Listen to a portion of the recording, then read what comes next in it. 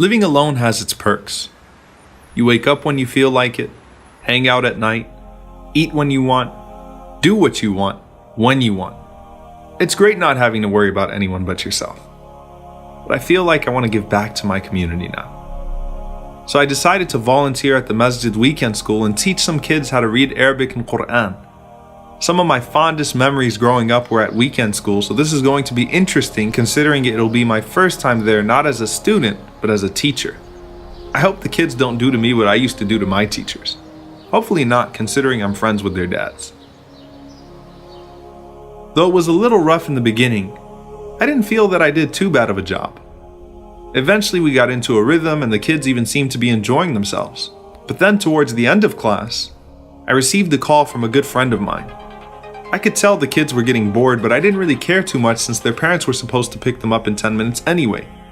So I told the kids to just take a break and relax until I finished my call.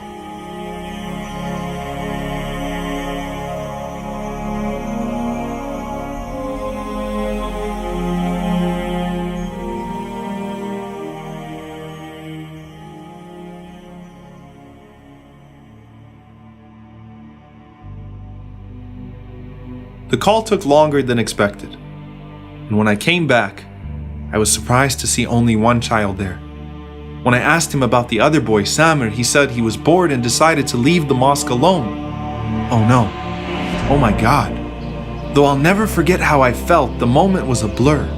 I didn't know where Samir went or what to do or how to find him. My heart was racing and all sorts of terrible thoughts were going through my mind.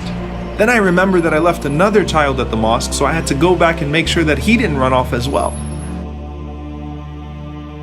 As I ran back to the door of the mosque, right in front of me was Samir's father.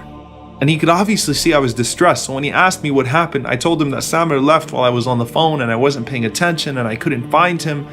And at that moment, I'd wished I never even existed. It was a nightmare scene out of a movie. Though the boys were found, every time I think back to this incident, I get mad at myself for being so irresponsible and for not paying more attention to those kids.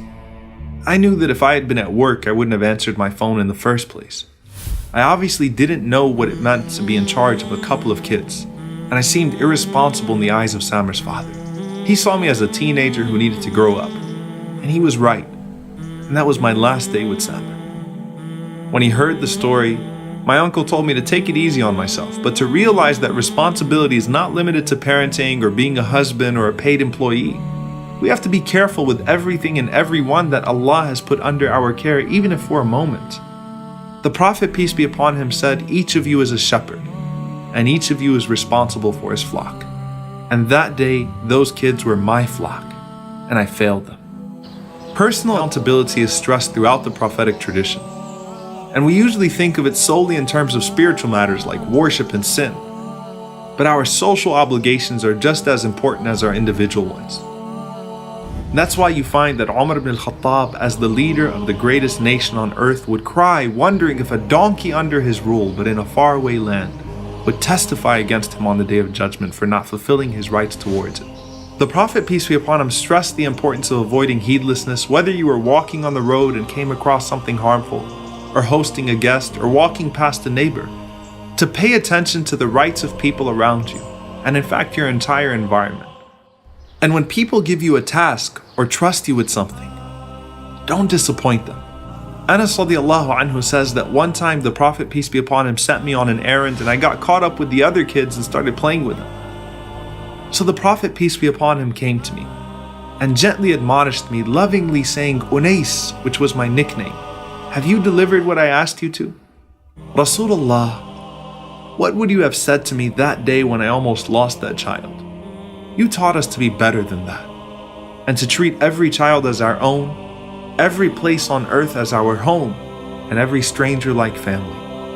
Sallallahu alayka ya Rasulullah.